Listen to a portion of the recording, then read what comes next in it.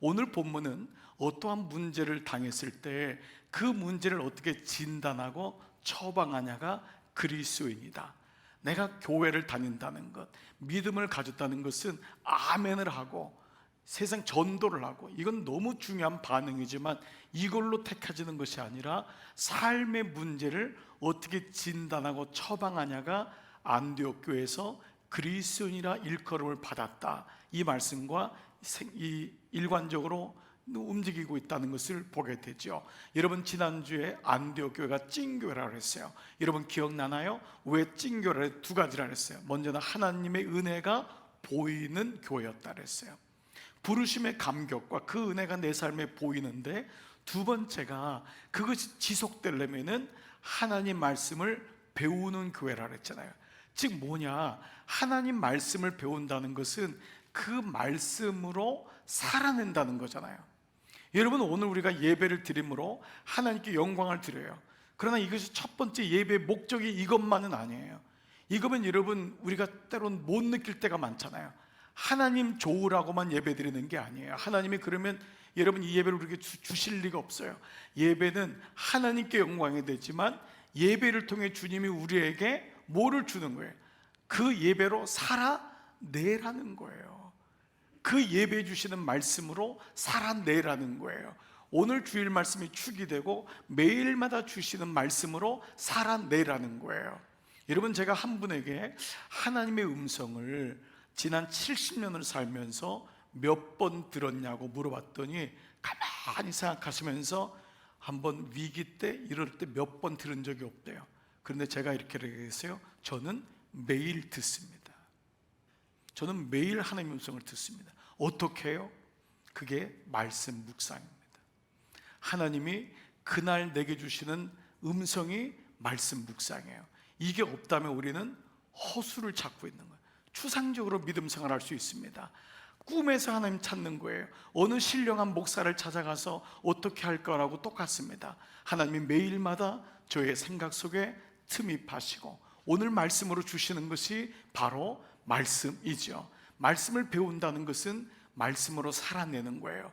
그 말씀을 주신 것을 놓치지 않는 거죠. 안디옥 교회에 어려움이 생겼습니다. 안디옥 교회는 이방인을 위해서 교회를 세웠지만은 여기 안디옥 교회에 놀랍게 주님께서 이방인에게 복음이 전파되는 걸 보여주셨는데, 막상 사건이 터지자 안디옥 교회에서 어떤 문제가 터졌냐? 1절이 오늘 그 말씀입니다. 1차 선교행이 끝나고 안디옥 교회에 왔더니 그 교회에 앉아있는 사람들이 뭐라고 하냐? 어떤 사람들이 유대로부터 내려와서 형제들을 가르치는데, 첫 번째, 너희가 모세의 법대로 할례를 받지 아니하면 능히 구원을 받지 못하리라. 무슨 말씀이죠? 할례 문제가 터진 거예요. 초대교회에서 가장 큰 문제예요. 교회 왔으면 할례 받아야 된대요. 생식기 끝을 피를 내가지고 유대인이 되라는 말이에요. 여러분 이미 말씀을 알지만 이게 말도 안 되잖아요. 근데 여기에 교회가 혼돈이 생긴 거예요. 자, 그러자 두 번째, 바울 및 바나바와 그들 사이에 이 문제로 적지 아니한 다툼까지 생겼어요. 변론이 일어난 거예요. 바울과 바나바는 너무 답답한 거예요. 이방인들에게 복음이 전파되는 걸 봤는데 교회에 그냥 앉아있는 사람들이 안 된다는 거예요. 이방인들도 예수 믿으면은 할례 받아야 된다. 여러분 어떻게 생각하세요? 이게 맞아요? 틀려요? 아니잖아요. 그렇죠? 너무 쉬워서 대답 안 하는 거잖아요 지금. 예? 말도 안 되니까. 예? 이런 지금 일이 생긴 거예요. 자, 그러자 이들이 어떡하죠? 2절에 보니까 형제들아, 이 문제에 대하여 바울과 바나바 및 그 중에 몇 사람을 예루살렘 교회로 보내자는 거예요. 거기 사도들이 있고 믿음의 지도자들, 장로들이 있잖아요. 거기다가 물어보자는 거예요. 그래서 여기 작정하니라는 방법을 찾기로 하였다, 이 의미예요. 거기서 방법을 찾기로 한 거예요. 그들은 다툼에서 끝나지 않았어요. 자기 주장만 하다가 헤어진 게 아니라 여기서 우리는 적용을 먼저 하게 됐죠. 공동체에게, 하나님의 사람들에게 주님의 뜻을 물어본 거예요. 자, 몇 가지 적용이 금방 되는 것 같아요. 첫 번째, 나도 자칫 내 생각에 빠지게 되면은 이런 일이 일어날 수가 있겠구나. 다툼에 이르는 변론에 이를 수 있겠구나. 어떤 사람은요, 문제가 생기면 잘 풀어가는 분이 있어요. 근데 어떤 사람은 문제를 가지고 꼭 부닥쳐요. 꼭 부닥쳐요. 상처를 줘요. 아픔을 줘요. 자기의 어떤 이걸 드러낼 때가 많이 있어요. 사실 우리의 연약함이 여기 있죠. 이 적용이 되는 거예요. 나도 자칫 내 생각에 머물거나 강화가 되면은 이렇게 다툼에 이르는 변론이 되겠구나. 그래서 여기 나오는 이 변론이란 단어를 충돌, 논쟁 혹은 분쟁, 논란으로 번역된 성경이 꽤 있습니다. 이 말은 뭐죠? 이렇게 될 수 있다는 거예요. 문제 없는 곳이 없는데 문제가 해결되는 공동체가 있고 문제가 다툼이 되는 공동체가 있구나. 공동체도 마찬가지입니다. 여러분, 우리 주님의 교회가 이렇게 은혜스럽게 가지만 어느 교회든지 위기가 있어요. 그리고 지금도 너무 분쟁이 심한 교회들이 있어요. 여러분, 지금 민사법에 제일 많이 올라있는 분쟁이, 죄송해요, 교회입니다. 교회예요. 이걸 어떻게 하면 좋아요? 어떻게 하면 좋아요? 서초 법원에 제일 많이 올라와 있는 민사법이 논쟁, 이게 안 되는 게 교회예요. 여러분 주변에도 이런 교회들이 많을 거예요. 우리 교회 새가족 중에 우리 청년들이 엄마 아빠가 다니는데 너무 교회가 싸워가지고 교회를 찾다가 우리 교회로 보냈어요. 우리 교회는 안 싸울 것 같다고 해서 보냈대요. 그래서 지금 조심하고 있어요. 청년들이 우리 교회 안 싸울 줄 알았는데 여러분, 우리 교회가 싸우면은 이 사람들은 어디로 가요? 정말 상처 입은 영혼들이 너무 많은 거예요. 목사인 제가 여러분에게 너무 죄송하고 미안해요. 여러분들 우리 교회 등록하신 분 중에는 이전에 교회에서 너무 상처받은 분들이 많을 거예요. 견디고 싶고 버티고 싶었는데 도저히 못 견뎌가지고 주님, 이러다가 나 죽겠어요 라고 하면서 오신 분도 적지 않아요. 지금 안디옥 교회 그 문제가 터진 거예요. 자, 그런데 이래서 안디옥 교회가 해결이 안 되자 바나바하고 사울과 몇 사람을 예루살렘 교회로 보냈어요. 거기서 해결할 줄 알았는데, 그런데 예루살렘 교회도 이 문제를 해결을 못하는 거예요. 이 문제부터 논쟁이 생겼어요. 자, 변론이 생겼어요. 5절 같이 한번 읽을게요. 시작. 바리새파 중에 어떤 믿는 사람들이 일어나 말하되 이방인에게 할례를 행하고 모세의 율법을 지키라 명하는 것이 마땅하다. 이 사람이 이렇게 되는 거예요. 그런데 여러분, 여기 중요한 관찰해야 될 단어가 있습니다. 앞에 구절 한번 봐보세요. 뭐지요? 바리새파 중에 어떤 믿는 사람이래요. 그러니까 이 사람이 예수님을 믿는데 배경이 바리새파야. 그러니까 율법에 굉장히 충실한 사람이죠. 율법은 중요하지만 율법이 전부가 아니잖아요. 새 언약이 왔잖아요. 근데 아직 옛시대에 붙잡혀 있는 거예요. 우리 몇 가지 좀 묵상이 돼요. 그런데 믿는데도 자기 안에 갇혀 있을 수 있구나. 내가 믿는데도 나라고 하는 창틀에 갇혀 있을 수 있구나. 그러니까 믿음은 부단히 출애굽을 하는 운동입니다. 이게 돼야 됩니다. 믿음은 계속해서 자기의 벽을 자기 안에 갖추고 있는 걸 자꾸 부수는 거잖아요. 편견, 선입견, 내가 알고 있는 지식, 거기서 내려놔야지만이 은혜가 들어오는 것과 마찬가지 아니겠습니까? 또 두 번째, 그럴 수도 있다는 거예요. 왜냐하면 이 바리새인 중에 믿는 이 사람이 하필이면은 베드로가 그 이방인들의 구원을 얘기할 때 그 자리에 없었을 수도 있고, 오랫동안 출타한 다음에 왔더니 예루살렘 교회가 변해 있는 거예요. 이방인에게도 복음이 들어간다는 게 이제 편만해졌는데 본인만 모를 수 있어요. 근데 문제는 어느 공동체든 이 문제가 있는데 이 사도들이 이 문제를 어떻게 해결하는지를 한번 보겠습니다. 6절 보십시오. 사도와 장로들이 이 일을 의논하러 모여, 서로 의견을 나누는 게 중요하구나. 작은 것도 서로 의견을 나누고 상대방의 생각을 물어보고, 참 이게 우리 살아가면서 소중한 부분이구나. 사도들은 이미 권위가 있는 사람이에요. 사도들은 이미, 베드로는 특별히 이방인에 대한 구원을 무두장의 집에 도착하면서 이미 알았어요. 고넬료 집에서 이미 주님이 환상을 보여줬어요. 그런데도 어떻게 하죠? 의논하는 거예요. 의논하는 거예요. 이 사람 틀렸다고 면박하지 않아요. 의논하는 거예요. 그 다음에요, 7절에 보니까 많은 변론이 있은 후 베드로가 일어나 말하되, 근데 앞에 있는 부분이 뭐예요? 많은 변론이 없다가 아니에요. 공동체에는, 가정에는 변론이 없다가 아니라 변론을 통과한 후가, 생각들이 모아진 후에 베드로가 이 말씀을, 하나님의 음성을 듣고 이 말씀을, 결론을 내리는 것을 보게 돼요. 자, 전제가 하나 있습니다. 우리가 부부끼리도 공동체 안에서 늘 전제가 있어요. 소그룹 속에서 말씀을 나눌 때 이거예요. 틀린 게 아니라 다르다. 꼭 잊으시면 안 돼요.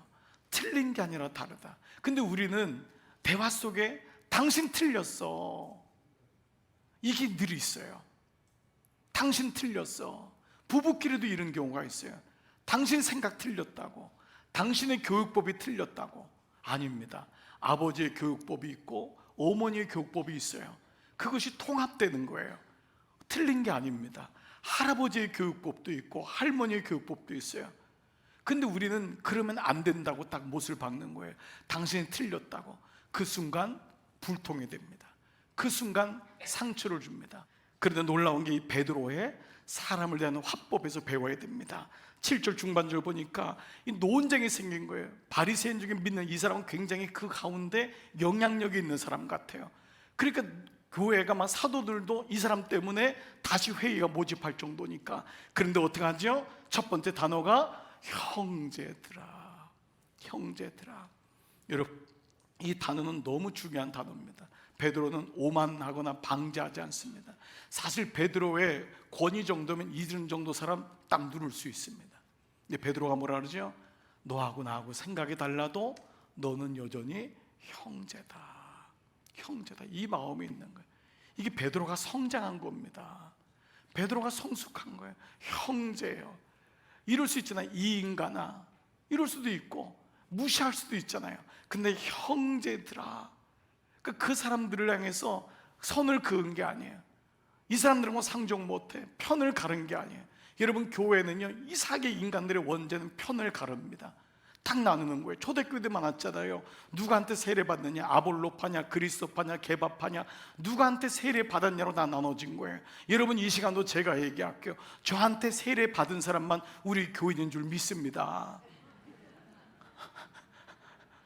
여러분, 이게 지금 초대교회에 생긴 거예요. 나는 그분한테, 나는 이 사람한테. 이게 초대교회 믿음 있는 사람도 인간의 본질이 이렇게 나눠지는 겁니다. 그러니까 아볼로파에는 아씨들이 다 모이고, 그리스도파에는 그씨들 모이고, 개바파는 개씨들 모이고, 그렇게 되는 거 아닙니까? 그런데 여기 첫 번째 단어가 뭐예요? 형제들아, 아델포스. 생각이 다르지만 너희들하고 나는 하나다. 우리는 한 배를 탔다. 이 마음이 있는 거예요. 두 번째를 보십시오. 너희도 알거니와, 너희도 알거니와, 하나님이라고 풀어줘요. 근데 이 너희도 알거니와가요, 여러분, 이 대화 소통의 기술에서 너무도 중요한 거 아세요? 이거 뭐냐 하면 상대방을 지켜 세워주는 거예요. 너희도 알거니와. 그리고 우리가 한 배에 탔다는 걸 얘기해요. 이 영어로 as you know, 너도 알다시피. 그러니까 몰아세우는 게 아니에요. 당신도 알다시피 기억력을 해주고 그 사람이 우리 공동체 안에 있음을 보여주고 있습니다. 너희도 알거니와의 반대는 내 생각에는. 근데 이게 아닙니다. 너희도 알거니와. 우리가 다 이걸 알고 있지 않느냐. 그들에게 리마인드 해주는 거예요. 기억력을 올려주는 것입니다. 이게 베드로의 화법이에요. 자, 그러면서 어떻게 진단하냐면 10절에 이제 그렇게 얘기한 다음에 지금 너희가 어찌하여 하나님 시험에서 우리 조상과 우리도 능히 매지 못했던 멍에 율법으로 구원받는다고 할 수 있느냐. 분명히 처방을 내려요. 진단해 주는 거예요. 어떻게 새로운 사람에게 율법을 다 지키라고 할 수 있느냐라고 얘기해 주고, 여러분이 아는 11절 너무나 놀라운 결론으로 이렇게 다 품어준 다음에 그러나 봐라, 우리는 그들이 우리와 동일하게 주 예수의 은혜로 구원받은 것을 믿는다. 신앙 고백함으로 할례 문제는 초대교회에서 가장 큰 문제였어요. 이 갈등을 말씀으로 잘 마무리를 봉합을 합니다. 그런데 여러분, 여기서 한 가지 우리가 묵상할 게 있습니다. 이렇게 고백했던 베드로를 우리는 알고 있어요. 여러분, 베드로가 어떤 인간이었습니까? 베드로는 이런 사람이 아니에요. 이렇게 부드러운 사람이 아니에요. 베드로는 호흡이 거칠은 사람이었어요. 베드로는 뱃사람이에요. 굉장히 자기가 강한 사람이에요. 호흡이 아주 거칠은 사람이에요. 그러니까 하나님이 베드로에게는 환상을 3번이나 보여줘야지만이 수긍할 정도로 자기 주장이 큰 사람이 베드로였습니다. 또 베드로는요, 자기 생각하고 다르면은 언제든지 상대방을 향해서 무례하게 할 수 있는 사람이 베드로였습니다. 성격이 강하지요. 자기 주장을 포기하지 않죠. 게다가 12명의 제자 중에 수제자였어요. 예루살렘 교회 이 좌장이 누구냐? 이 담임 목사가 베드로였습니다. 그러니까 베드로는 모든 걸 다 알아야 되는 거예요. 이런 사람이에요. 여러분, 이런 공동체도 이런 게 있잖아요. 내가 모르면 안 되는 거. 여러분, 이게 아닙니다. 이게 아니에요. 베드로 지금 변하고 있는 거예요. 우리 삶에도 이럴 때가 있어요. 섭섭할 때가 있어요. 여러분, 이거를 자꾸 간극을 줄여 나가셔야 돼요. 여러분, 우리가 아이들이 행하는 거를 부모가 모르면 섭섭해요, 처음엔. 근데 여러분, 그것 때문에 너무 그러지 마세요. 여러분, 교회 생활도요, 내가 너무 모른다고 여러분이 무시당하거나 소외되는 게 아니에요. 여러분, 그런 마음 갖지 마세요. 여러분, 때로 저도 그래요. 이제는 저도 우리 목사님들이 워낙 잘해서도 그렇지만요, 제가 모르는 일들이 진행된다니까요. 그럴 때는 솔직히 섭섭해요. 그래서 누구 먼저 잘라야 되나 이런 마음이 생겨요. 한 목사님 잘라야 되나, 최 목사는 아이가 셋인데 자르면 안 되는데, 그러면 아이가 없는 윤 목사를 잘라야 되겠다, 막 이런 마음이 불끈불끈 와요. 그래, 나 목회를 이렇게 했는데도. 그러니까 저는 우리 여러분들의 성도들의 마음도 이해가 돼요. 그런데 그때마다 마음의 간극을 줄여야 돼요. 근데 돌아보니까 너무 잘하고 있거든. 제가 얘기 안 한 것까지도 다 생각하고 있거든요. 아, 그래, 고맙구나. 이 마음을 줄여야 돼요. 베드로에게는 정말 이런 섭섭함이 있었을지 몰라요. 그 베드로는 또 주는 그리스도시요 살아계신 하나님의 아들이십니다 고백했다가 예수님이 뭐라 그래요? 십자가 나 죽는다 했더니 멱살을 붙잡았던 사람이에요. 여러분, 멱살 붙잡혀 보셨어요? 예? 예수님 멱살까지 붙잡아줬던 사람이에요. 예? 바로 이러한 모습이 베드로인데, 오늘 이 초대교회에서 가장 논쟁이 되고 깨질 수 있는 가능성이 제일 많은 할례 문제를 이렇게 은혜로 해결을 해요. 이게 초대교회가 보여주는 거예요. 나는 문제에 대해서 어떻게 진단하고 반응하고 있는가, 나는 어떻게 해결하고 있는가. 사실 여러분들이 오늘 이렇게 예배를 드리는 것은 여러분들이 해결해 왔기 때문에 여기 앉아 있을 거예요. 여러분들의 삶이 이만큼 왔던 것은 그 문제 속에서 그렇게 진단하고 잘 해결했기 때문에 왔을 거예요. 그렇다면 오늘 이 말씀에서 이 베드로의 변화는 뭐지요? 변론의 인생에서 어떻게 해요? 묵상의 인생으로 변했구나. 이것이 우리에게 숙제구나. 우리도 자칫 변론의 인생, 논쟁의 인생, 내가 옳다고 주장하는 인생, 내가 모르면 안 된다고 하는 인생, 여기 멈출 수 있어서 다툼에 이르는 변론이 우리 가운데 끊임없이 위기가 와요. 근데 그 위기를 어떻게 묵상의 인생으로 바꾸느냐. 로마서 12장 2절 보면은 이런 말씀이 있어요.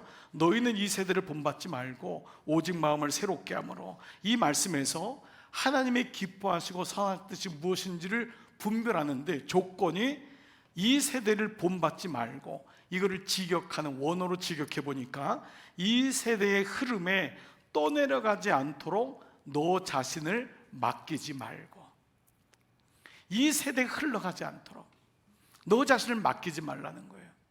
이 세대가 우리를 계속 잡고 떠내려가는 거예요.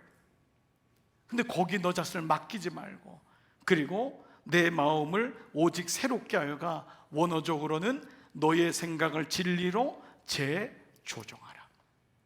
너의 생각을 쓰레기로 채우지도 말고 세상에 흘러가는 거 붙잡지 말고 너의 생각을 날마다 재조정하라. 이것이 말씀의 생각, 묵상의 영역을 넓힌다는 것입니다. 말씀을 정리해 볼게요. 요즘 날씨가 더워지면서 이미 여러분 선풍기 꺼내신 분도 꽤 있을 거고 에어컨 꺼내신 분도 있을 겁니다. 또 집집마다 한 분도 없이 요즘은 공기청정기가 다 집에 작건 크건 있습니다. 근데 여러분, 공기청정기나 에어컨에 생명이 뭐죠? 필터입니다. 에어컨을 꺼내는 사람이 겨울 내내 필터를 청소하지 않은 채로 에어컨 바람을 나오게 한다면 그 모든 먼지를 폐로다 받는 것과 똑같습니다. 그래서 좋은 에어컨을 우리가 유지하려면 필터를 자주 갈아주거나 청소해 줘야지만이 가능하다는 것을 알게 됩니다. 적용이 되더라고요. 적용이. 내 생각, 잘못된 나의 생각을 걸러내게 하는 필터는 무엇일까? 우리의 생각은 늘 사실은 악합니다. 우리 생각은 굉장히 본능적이에요. 정욕적이에요. 나이가 들면 이런 생각이 없어질까요? 그렇지 않습니다. 육을 가지고 있는 동안은 우리는 하나님의 뜻보다는 욕망적인 것을 찾아갈 때가 많습니다. 우리는 자극적이고 우리는 굉장히 성적인 것을 찾아갈 때도 많습니다. 그것 자체가 나쁘다고는 얘기는 안 할게요. 그런데 문제는 순서를 재조정하는 게 중요합니다. 그래서 묵상이 뭘까? 이렇게 정의가 되더라고요. 나의 욕망이 재조정되고. 욕망이 없는 사람은 없어요. 본능이 없는 사람 없어요. 그러나 말씀의 깔때기 필터로 그것을 조정하지 않으면 욕망이 위로 올라가요. 나의 본능이 위로 올라가는 거예요. 순간적으로 잘못 선택합니다. 잘못 생각하는 거예요. 그냥 술 먹었다고 하면 되잖아요. 근데 순간적으로 잘못된 욕망들이 작동하기 시작해요. 그게 덮으면 된다고 생각해요. 우리 삶도 마찬가지입니다. 우리 삶에 재조정이 안 돼요. 그런데 유일하게 말씀이 들어오면, 생명이 들어오면은 거기서 재조정이 돼요. 두 번째, 선한 의지가 형성됩니다. 말씀의 묵상이 나의 삶에 지속되고 반복될 수 있도록 선한 의지가 여러분 우리 안에서 형성이 되는 거예요. 지켜보자. 그래, 일어나자마자 신문 보지 말자. 일어나자마자 주식 어떻게 되는지 보지 말자. 일어나자마자 그 유튜브 보면서 또 연예인들 아침에 뭔 일이 그거 보지 말자. 일어나자마자 이메일 보내지 말자. 아침에 일어났을 때 나의 삶의 습관들의 선한 의지를 발동시켜보자. 이게 가능한 거예요. 근데 이것이 세 번째 뭐가 되냐면 거룩한 습관으로 창조가 되는 것입니다. 어거스틴은 하나님과의 관계를 거룩한 습관이라고 했어요. 그리고 우리에게 묻습니다. 당신에게는 어떤 습관이 있나요? 습관은 무의식적으로 하는 게 습관입니다. 여러분, 술 먹는 분은 의지로 결단하고 술 먹지 않습니다. 그냥 틈만 나면 술만 먹습니다. 기회만 주어지면 술집에 갑니다. 담배 피우는 사람, 의지적으로 내가 담배를 피울까 해서 담배를 피지 않습니다. 담배가 무의식적으로 피게 돼요. 그러므로 우리 안에 거룩한 습관이 세워진다면 성경을 보는 것, 묵상하는 것, 기도하는 것이 어렵지 않습니다. 이게 어려운 게 아니구나. 습관이 안 되어서 그렇구나. 그래서 이 습관을 갖는 거예요. 이걸 가리켜서 아비투스란 말 씁니다. 사회적인 용어인데 아비투스란 말이 헤빗에서 나온 말이거든요. 헤빗. 그러니까 아비투스란 건 뭐냐면 나의 가치관, 나의 생각, 나의 인격, 이게 아비투스입니다. 이 단어에 대해 헤빗이라는 단어가 보이잖아요. 프랑스 언어인데 사회적인 용어가 된 거예요. 그래서 나의 아비투스는 무엇인가? 나의 일상은 어떻게 나를 끌고 가는가? 무의식적으로 내가 하고 있는 생각과 인지와 판단과 행동은 어떠한가? 여러분, 오늘 살아가는 여러분에게 제가 묻겠습니다. 여러분에게는 어떤 아비투스가 형성되어 있나요? 이것이 나를 끌고 가는 것입니다. 오늘 예배는 그 아비투스를 위한 멈춤의 시간이 되는 거예요. 내가 어떠한지를 보게 되는 거죠. 근데 여러분, 오늘 성경은 이것이 생명의 근원이라고 했어요. 이것이 우리를 끌고 간대요. 이것이 우리를 성공으로, 이것이 우리를 인생의 영광으로 하나님이 기뻐하시는 쪽으로 끌고 간다는 것입니다. 나의 아비투스는 변론인가 묵상인가? 오늘 이번 한 주간 담임 목사로서 여러분에게 늘 고백하고 부탁드리지만 생명의 10분을 다시 시작해 보십시오. 아침에 일어났을 때, 그리고 끝 마무리를 다시 말씀으로, 기도로 마무리해 보십시오. 안 된다고 하시는 분이 많을 거예요. 힘들다고 하는 분이 많을 거예요. 그만큼 귀하기 때문에 그렇습니다. 그만큼 이게 어렵기 때문에. 그러나 정착이 되면, 장착이 되면 그때부터 우리는 놀랍게 베드로처럼 안디옥 교회처럼 일어나고 해결할 수 있는 놀라운 은혜가 우리 가운데 있을 줄 믿습니다. 여러분, 오늘 이 은혜를 가지고, 오늘은 특별히 실제적인 부분 가지고 한 주간 동안 잘 진단하고 적용하고 처방하시기를 주님의 이름으로 축복합니다.